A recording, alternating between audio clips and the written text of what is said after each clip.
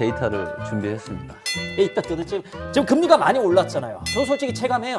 이제 하락세에 동의하시는 거예요? 앞으로 부동산 투자 안 하실 거예요? 왜 안 해요? 지금은 아니다라는 거죠. 롯데캐슬을 사랑하는 오켄로켄 구독자 여러분 안녕하십니까? 누구나 한 번쯤 상상해본 부동산 주제를 가지고 토론해보는 시간 논리 무논리 시즌2 예지영입니다. 야, 내가 여기 스튜디오에 거의 한 1년 만에 솔직히 조금 서운할 뻔했어. 시즌1 때 우리가 4편 했잖아. 4편 연간 코너 또 하나 가나 싶었는데 1년 동안 연락이 없어. 보고 계시죠? 잘 부탁드리겠습니다. 오늘 주제 아시죠? 당연히 알지. 내가 오늘의 주제 23년도 부동산 시장 전망에 대해서 오늘 얘기 한번 해보도록 하겠습니다. 나는 당연히 오른다지. 상반기 때 어땠어? 내려갔잖아. 이제는 올라가야지.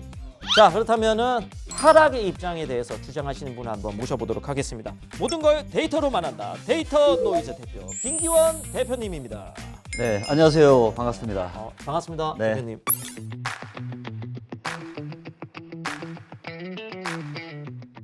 주식을 하다가 열받아가지고 네. 40대 초부터 네. 부동산 공부를 하셨다고. 네. 제가 좋게 얘기하면 굉장히 긍정적인데 조금 안 좋게 얘기하면 엄청 팔랑귀예요. 그러니까 남들이 뭐 좋다 그러면 야 이거 너만 알고 있어. 야 이거 대박 주식이야. 추천주를 많이 했구나. 네.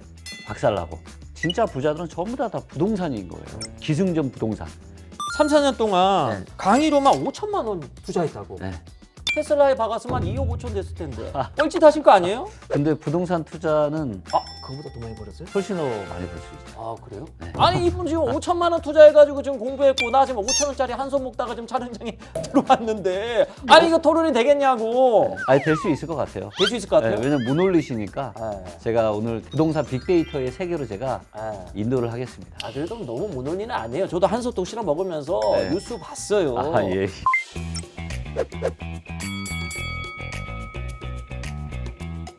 작년에 말이에요. 네. 금리가 올랐어. 네. 그래서 부동산은 어떻게 됐어요? 네. 하락했잖아. 감당이 안 되니까 사람들이 집을 안 사는 거예요. 맞아요. 그래서 나라에서 어떻게 했어요? 규제를 풀었잖아. 규제 풀었죠.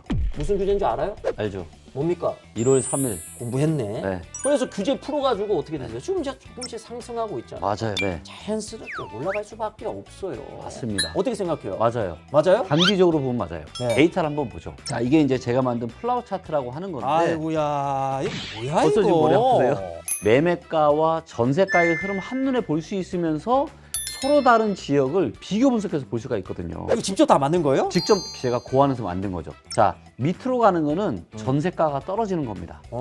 위에 오른쪽에 지금 십자선이 있잖아요. 네. 밑으로 떨어지는데 여전히 왼쪽으로 가는 데도 있고 네. 왼쪽으로 가다가 오른쪽으로 지금 돌아서는 데도 있죠. 네. 자, 오른쪽으로 돌아서는 지역이 어디죠? 서초구. 네, 비싼 지역들은 한 4월달, 5월달부터 다시 상승세로 들어섰어요. 네. 근데 여전히 상당수 지역들은 어때요? 여전히 밑으로 왼쪽으로 빠지고 있죠. 매매가와 전세가가 지금 하락을 하고 있는 겁니다. 자, 그 다음에 전국을 한번 볼게요. 네. 전국에서 한 30% 정도 되는 지역들은 상승으로 지금 돌아섰다. 근데 문제는 뭐냐면 여전히 거래량이 작다는 겁니다.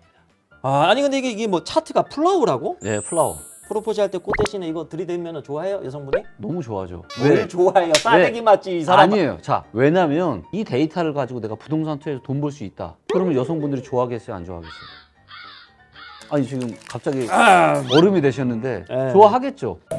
거래량을 한번 보겠습니다. 거래량 데이터. 막대 그래프가 이제 월간 거래량 그래프인데 올라는 가는데 거래량이 작다는 얘기는 뭐죠? 살 수 있는 사람이 없기 때문에 거래량이 없는 거겠죠. 서울의 월 평균 거래량이 지금 5,700건 정도 됩니다. 지금 3,000 몇백 건 정도밖에 안 됩니다. 시장의 에너지가 여전히 약하다. 늦어도 내년 초중반부터 다시 또 떨어집니다. 그걸 어떻게 확담해요?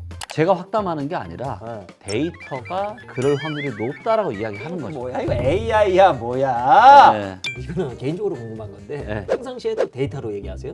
와이프 분께서 네. 뭐 가방 하나 사달라 그러면은 네. 야 그 데이터로 네. 지금 이거 사면 안 된다 뭐 이런 식으로 얘기하세요? 논리로? 아니 뭐 그런 사달라면 사주죠. 잔고의 데이터를 보면서. 자 이번에는 역전세 현상에 대해서 주제를 가지고 얘기 한번 해볼게요. 네. 네. 요거 관련해서도 제가 데이터를 준비했습니다. 데이터 도대체 네. 몇 개 준비하신 거예요? 녹색은 뭐냐면 네. 세입자들이 집주인한테 올려줘야 되는 전세금 규모예요. 음. 그다음 밑에 빨간색은 뭐냐? 역전세가 나가지고 오히려 집주인들이 세입자한테 내줘야 되는 돈입니다. 밑에 차트는 뭐냐면 네. 집주인들이 전세금 올려서 그 돈이랑 내줘야 되는 돈이랑 이 차이를 데이터로 만든 게 두 번째 그래프입니다.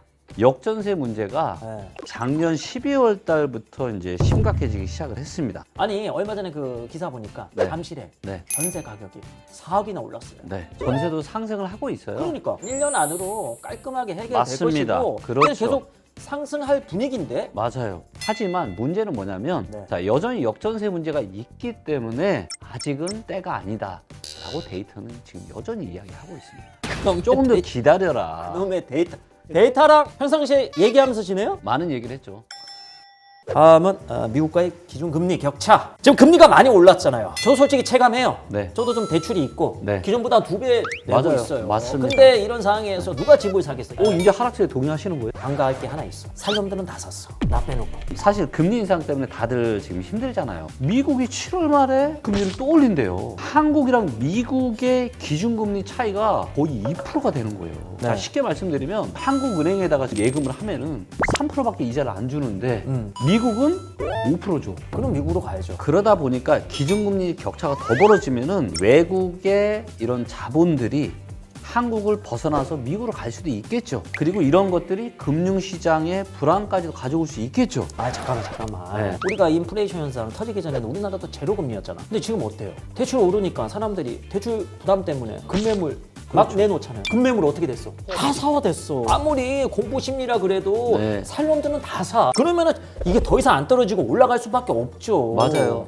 그래 지금 올라가고 있잖아요. 그렇지만 살 사람이 별로 없다라는 거죠. 지금 이제 금리 인상을 너무 쉽게 보시는 것 같아요. 미국이 또 기준금리를 올리면 네. 한국도 따라서 올려야 되는데 지금 가계부채나 기업부채가 굉장히 심각해요. 거기다 지금 부동산 PF 리스크 얘기 나오고 있죠. 연체율도 지금 올라가고 있다. 여기서 만약에 금리를 더 올려버려 한국이. 다 망하는 거죠. 그러다 보니까 금리 인상을 못 하는 거예요. 원래대로라면 해야 되는데 그렇다 부채 문제를 또 해결하려고 한국만 금리 인하를 또 할 수가 있어요, 없어요? 못하죠. 그러니까 이러지도 못하고 저러지도 못하고. 아 그러면은 네. 앞으로 부동산 투자 안 하실 거예요?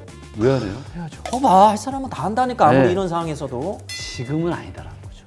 우리가 조금만 참자. 자 마지막으로 부동산 정책에 대해서 미치는 영향에 대해서 한번 얘기 한번 해볼게요. 네. 지금 정부가 규제를 풀고 있어요. 그러면 자연스럽게 거래량도 많아질 거고 네. 그러면 자연스럽게 부동산 시장이 이제 상승할 수밖에 없어요. 이제 결과는 맞잖아요. 맞아요. 할 말 있으세요? 있죠. 정부는 뭐냐면은 부동산이 너무 급격하게 오르는 것도 급격하게 하라는 것도 원하지 않습니다. 부동산 시장의 상승과 하락에 맞춰서 규제 정책도 하고 부양 정책도 합니다. 자, 현재는 부동산 시장이 뭐 이런 PF 대출까지 다 연동이 되어 있어가지고 충격이 지금 발생하면 이게 금융권에도 지금 영향을 미치는 거예요. 그러다 보니까 이제 정부에서 부양 정책들을 펼치고 있는 거고 다만 여전히 풀고 있지 않은 규제들이 있습니다. 뭐요? 부동산을 고수라고 할 수 있는 다주택자들이 부동산 시장에 뛰어들 수 있는 여건이 아니에요. 이런 큰 하락장이 왔을 때마다 정부가 어떤 정책들을 펼쳤냐? 일단 취득세 중과를 풀었습니다. 근데 요거 여전히 묶여 있고요. 그다음에 양도소득세를 한시적으로 비과세를 해줍니다. 자, 이런 것들이 하락장이 오면 다 풀어준다는 얘기죠. 그거는 그냥 하나의 정책인 것뿐이고 네. 부동산은 심리거든요. 네. 지금 나라에서 규제 풀었잖아요. 나라에서 개입을 했다는 소리예요. 그러면 사람 심리가 어때요? 나라에서 이렇게 혜택을 주니까 그렇죠. 사야겠다. 네. 그럼 나도 하나 사야 되겠다. 그럼 자연스럽게 올라가는 거죠. 이게. 네. 하지만 결국은 또 더 이상 살 사람이 없기 때문에 또 떨어질 수밖에 없다는 거죠. 지금 몇 채 갖고 있어요? 두세 채 정도? 한 채만 주면 안 돼? 자 대표님. 네. 자 마지막으로 데이터가 말해주신다면서요. 몇 년도 몇월 며칠 무슨 요일 정확하게 얘기하세요. 저는 부채도사가 아닙니다. 그럼 저는 우도사입니까? 일단 지금의 단기 반등은 이미 불이 붙었고 그래서 몇 개월 더 지속이 될 거라고 보여져요. 하지만 왜 대세적으로 하락을 할 수밖에 없냐? 주택 구입 부담 지수라고 하는 데이터가 있습니다. 이거 리치고 앱에 들어가면 다 있습니다. 공부하시는 거 아니에요?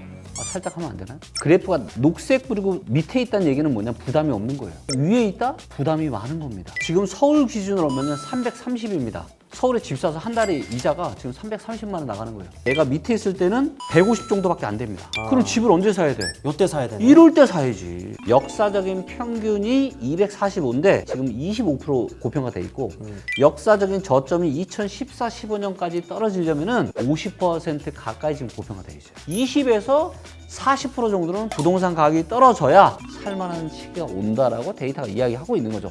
내년부터 좋은 기회가 많이 올 거예요. 그럼 내년 24년도에 만약에 안 올라가면 대표님 접어야겠네. 이제 데이터를 보면 다 나옵니다. 아니 그러니까 뭐 자꾸 데이터 얘기가 제가 뭐 반박할 게 없어. 정리를 하자면은 첫 번째 예고된 금리 인상, 두 번째 역대 최고치의 가계 부채와 경제 위기, 그리고 아직 소화되지 않는 역전세 물량 등을 봤을 때 하락세로 봐야 한다. 반면에 부동산 부양을 위해서 대출 규제 완화와 규제 지역 때문에 일부 수도권 중심으로 네. 일시적으로 상승할 수가 있다. 너무 정리를 깔끔하게 해주죠. 그 말을 왜 이렇게 길게 해 지금? 몇 시간 동안 지금 녹화를 하는 거야? 어쨌든 뭐 제 생각에는 네. 지금 흐름에 우리가 판단하기가 좀 어려울 것 같아요. 네. 왜냐하면 지금 실제로 강남권이 지금 많이 오르고 있어요. 네. 한국부동산원에 발표한 네. 7월 셋째 주 서울 아파트 매매 수급 지수 또한 87.0, 0.5포인트가 상승했습니다. 그렇기 때문에 이 매수 심리가 이제 점점점 이렇게 좋아지면은 이제 하락 공포에서 끝나지 않을까. 네.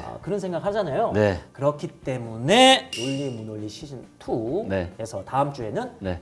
상승론을 주장하는 우리 김인만 소장님 모셔놓고 네. 또 한번 들어보도록 하겠습니다. 개인적으로 친하세요?